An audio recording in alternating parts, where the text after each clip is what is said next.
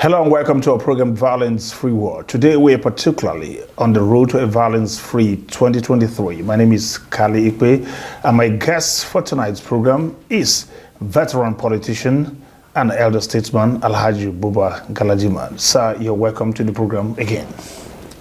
Thank you for receiving me, Kali. All right, we're going to head right into the conversation, but first, let's get this special report. We'll be right back.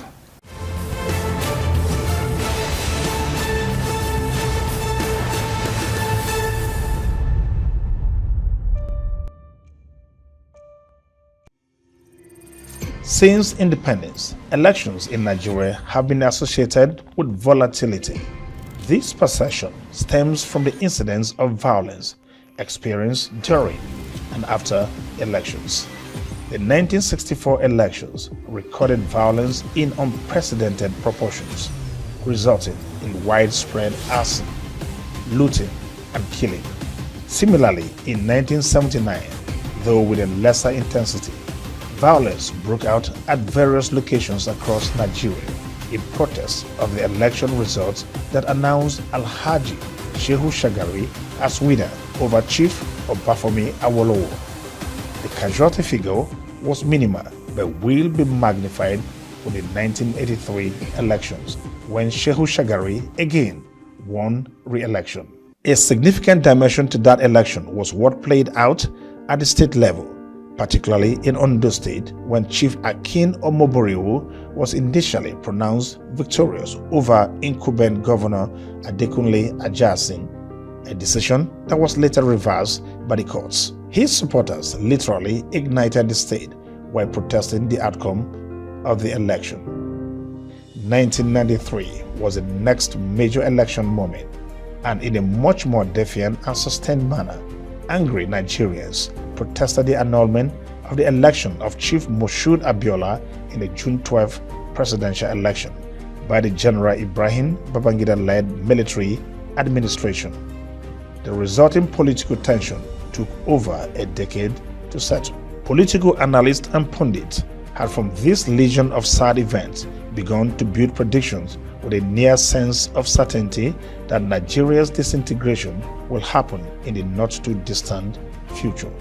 The casualty figure that came with the 2011 elections led people in several quarters to assume a looming catastrophe could happen with the 2015 general elections. The D-Day finally came, replete with the usual drama of ballot box snatching, rhetoric of fury, and climaxed with the unlikely concession of victory by the incumbent President Goodluck Ebele Jonathan to opposition candidate Muhammadu Buhari. Interestingly, all of the palpable tension melted into wide jubilation and excitement. Many patriots have struggled with accepting this trend as part of our culture and would rather consider it an exception, hence the flurry of programs to change the orientation of the citizenry. Laws have been made to specifically deal with election-related violence and other forms of malpractices that promote violence. It seems, however, though, that the local political offices hold far overwhelm any sense of reason. Perhaps a deliberate attempt to make political offices less attractive may serve to reduce the incidence of violence during elections. Schools at our level, religious organizations, and the National Orientation Agency would need to redouble their efforts at getting the citizenry to appreciate that all elections can be credible and indeed violence-free.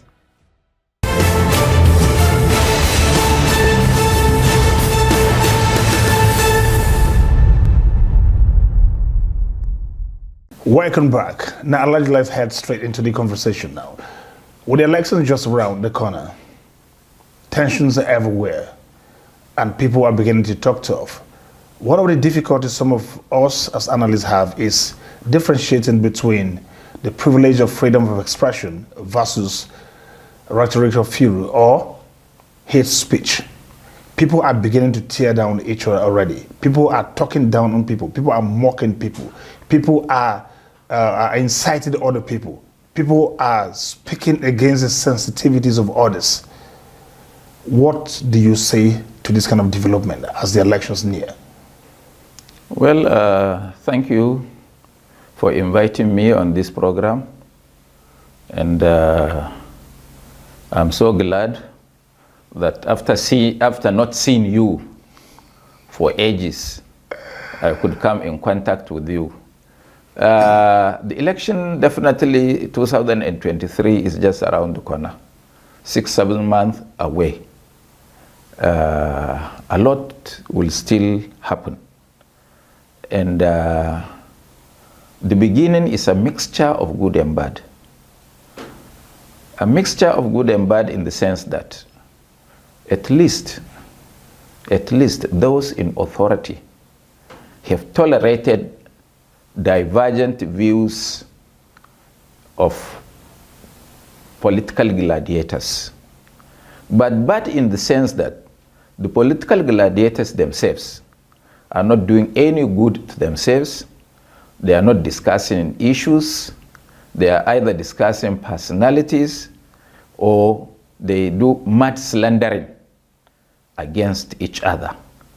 And this, to me, has found its way into the polity because a lot of young men and women who don't understand the sensibilities and sensitivity of this country are playing a very key role by using the social media. And because they don't understand, they don't know that whatever you post have an impact on the psyche of the people. Therefore, a lot of them, in fact, nearly 90% of people in the social media post outright falsehood, outright false statistics, outright bending and of history. And because they don't know what had happened, they make these mistakes. They are not helping those that they work for, because if lies travel 1 million kilometers in 100 days, it only takes the truth 1 minute to reach that lies. Therefore, it is important that they are doing harm mostly to their principles by outright lying, by outright denigrating opponents. The issue before politicians today in Nigeria should be the issue of facts and figures and the issue of performance. While you as a person was either in private or public life, what had you done to impact positively on the lives of the downtrodden Nigerians? It is by what you had done that the people will now judge you as to what you are capable of doing. Very well. Now, let's dive deeper into the further states. The worsening state of insecurity in Nigeria poses a direct threat to the forthcoming general elections, especially when you look at the size of our security operatives, and given that the elections themselves need to be policed very, very seriously. Do you also share in the fear that the elections may not hold on the account of insecurity in Nigeria? What I would want to say categorically, without fear, is that even if anybody instigates this insecurity, hoping to harvest from the gains of that, Kali, let me tell you that elections will hold in this country, and that the people of this country, having been shortchanged and deceived by those in power, would stand by their votes and actualize their votes irrespective of what would be on the ground. And I want to advise those in power and the security agencies, if they cannot deal with handsome, just paltry number of terrorists, or Boko Haram, it would be near impossible for them to stop the multitude of Nigerians who would vote if they try to shortchange their mandate, and that it would be impossible for any security agent, just as we had that, I'm coming, just as we had recently, that the IG of police was preparing to send one commissioner of police to Kano, who was noted for his notoriety while in Kano as deputy commissioner of police. And the whole citizens of Kano came up against that decision of the IG to post that individual to Kano. Thank God that the IG had listened to the voice of reason. So far, he had not made that posting. And if he does, it means now we can see that the IG himself is trying to be culpable and trying to bring about instability or destroy the smooth transition and electioneering. All Nigerians, including myself and you, are watching. And that whenever things are done not correctly, we have the duty and the audacity even to speak up against it. And those in authority will save their name, will save their image if they provide a level playing ground for all politicians, for all political parties. It is not their duty to determine by use of force who should be a candidate for any election or who should win any election. As the Constitution and the Electoral Act stipulates, it is the people themselves that have got the mandate to choose their leaders. You have insinuated by your response that it is the government, in some way, there is going to be this obstacle to which you are very confident that the people, the will of the people, the overwhelming will of the people will resist them and there will be free and fair, credible elections. Yes, but there's one other factor too, that is non-state agents that are on the prowl right now, that are everywhere. They are the Boko Haram, they are the bandits, they are the kidnappers, they are all sorts of people threatening people. There's even Ansaru that had come out to even threaten people that don't go out to go and do registration. All of those things, all of those elements are there. If they persist, what would happen? Let's say you are able to check the government. Can you also check how do we, in fact, it should be the government trying to check the rest of us and then the rest of us. How do we check them? Look, Kali, you are a very veteran in this game of media. Yes. And you had been around for over 40 years. You know, as General Abacha would want to say, that any instability that happens beyond the 24 hours, the government must have a hand in it. All these things are happening because the government doesn't have the will to tackle them. If there is the will, there would always be the way. When there was instability and bombs were being exploded all over Nigeria, including Abuja, by Boko Haram, towards an election like this, 2015, Jonathan, of all people that we have called names, stepped up, postponed the election. In 6 weeks, he made sure that there is no polling booth in Nigeria where elections were not held. Was Jonathan a superhuman being? Was Jonathan a magician? He only used his common sense and he accepted advice from those who know. He hired mercenaries and deployed them and they secured the country. Elections were held. I want to use this opportunity also to say that the use of mercenaries is cheaper, is less than 10% of what the nation spends on its own orthodox security agencies to curb instability. Because when you use mercenaries, it is like a contract. Clear Benway, where you come from, of all unwanted elements. I will pay you this. You don't need anything. Let them hire the devil and use for that purpose. And once they are cleared, you pay them their money.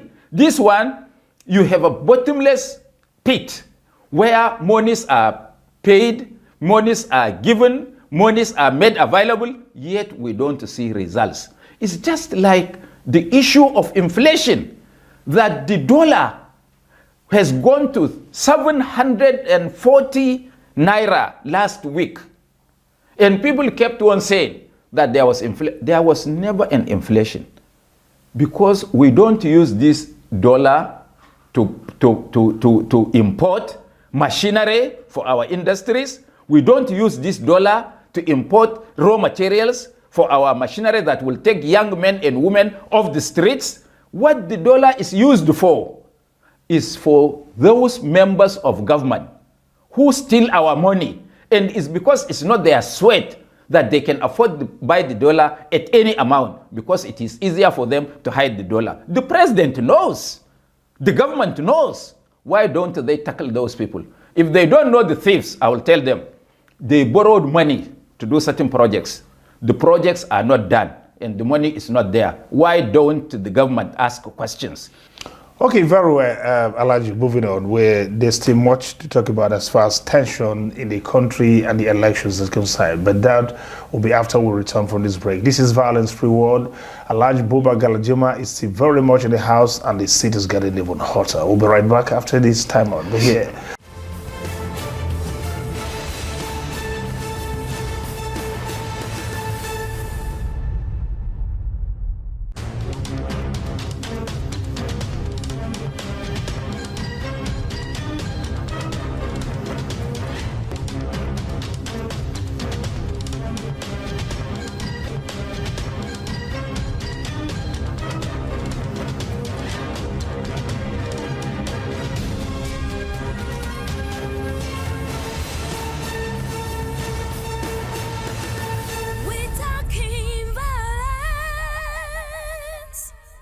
Welcome back. This is Violence-Free World. Alhaji, just before we went on break, I hinted at tension that often characterize elections. Tension, violence, tales of breakup often attend every general election for some time in Nigeria now. And sometimes it actually goes and it happens, to the extent that some persons from the outside begin to predict that Nigeria is going to disintegrate, this is going to, all sorts of woes are talked about. Why is it so?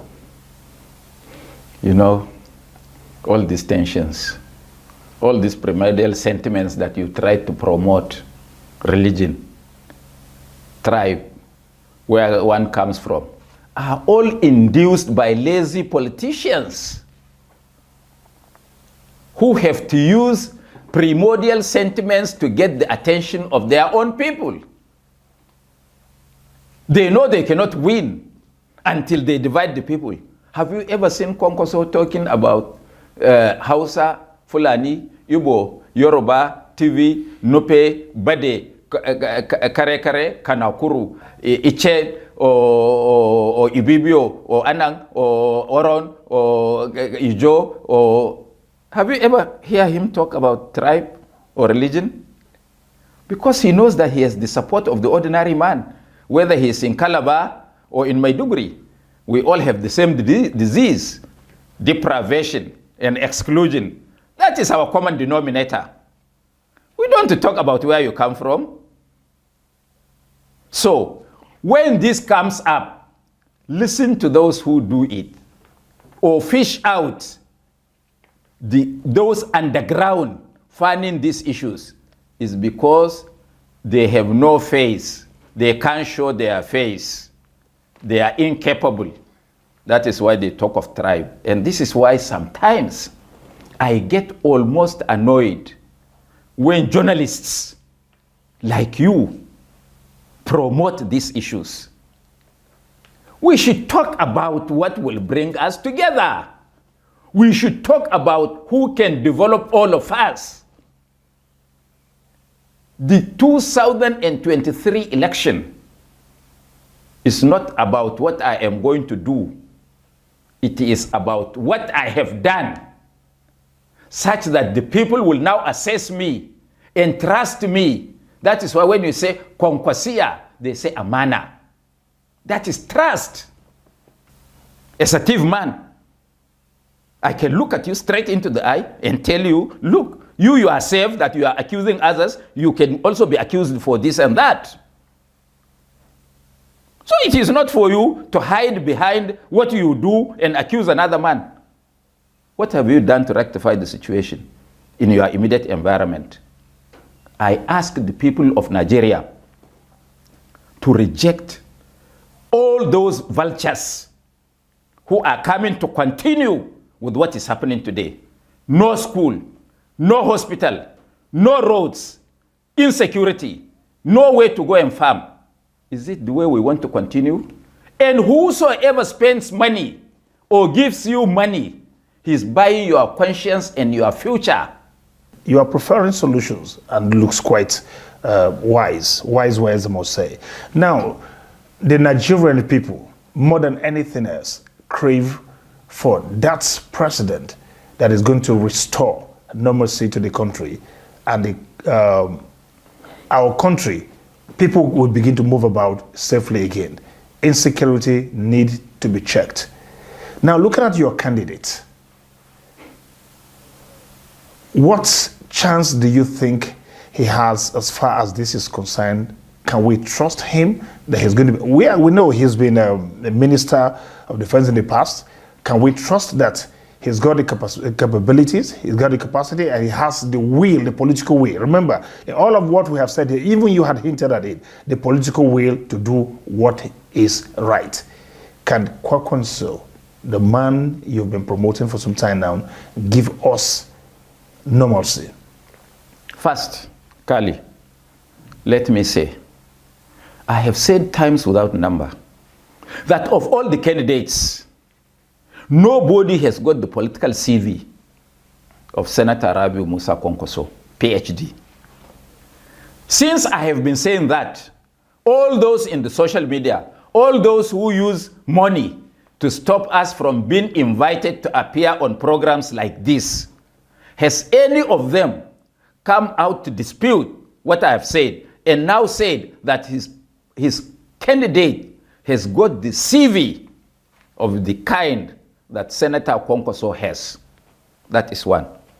Two, I have said times without number that Senator Kwankwaso is the only person that has performed creditably while in public office by human resource development and by infrastructural development. Has anybody disputed me and brought figures and physical developments in comparison to what Senator Kwankwaso has put on the ground in Kano? He was the Minister of Defense. Of course, he was the governor of Kano. Today, as I speak to you, Kano is the most peaceful state in Nigeria. Yet, it ought to be, it is supposed to be the most volatile because of the kind of population that Kano State has. It means somebody has laid a foundation for that peace.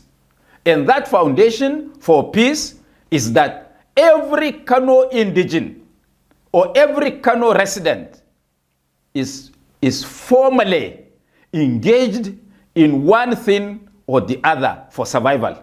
And all this insecurity is a matter of deprivation and exclusion by the elites and by governors, I dare say, in their states.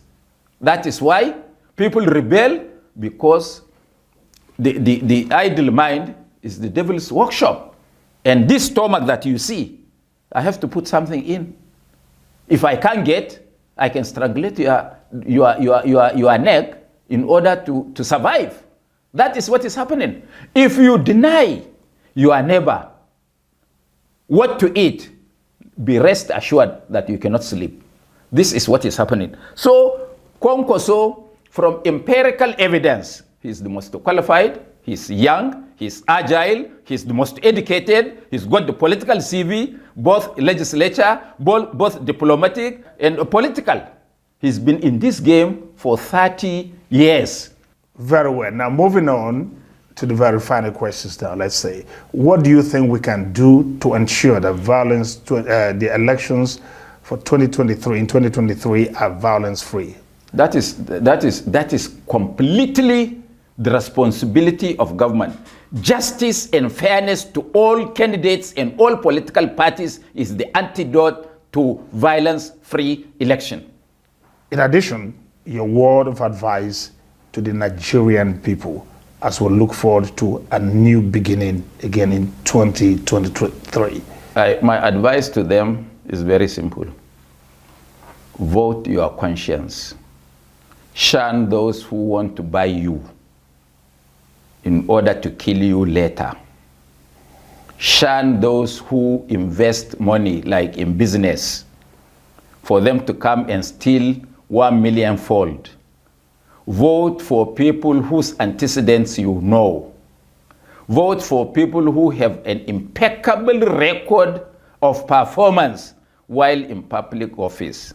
Vote for people with a large heart that while they were in public office, they never discriminated against any Nigerian. These are the kind of things that Nigerians should be looking forward to in 2023 general elections. Well, Alhaji Buba Galadima, I think that's a very good point to leave at this point. I'd like to thank you very much for obliging me. Thank you. Thank you. All right, this has been Violence Free. What I've been speaking to veteran politician and elder statesman, Alhaji Buba Galadima. He obliges us anytime we call on him. Same time next week promises more if you endeavor to be here. Please remember that we're right now all on the road to a violence-free 2023. It is possible. Thank you very much for watching. No.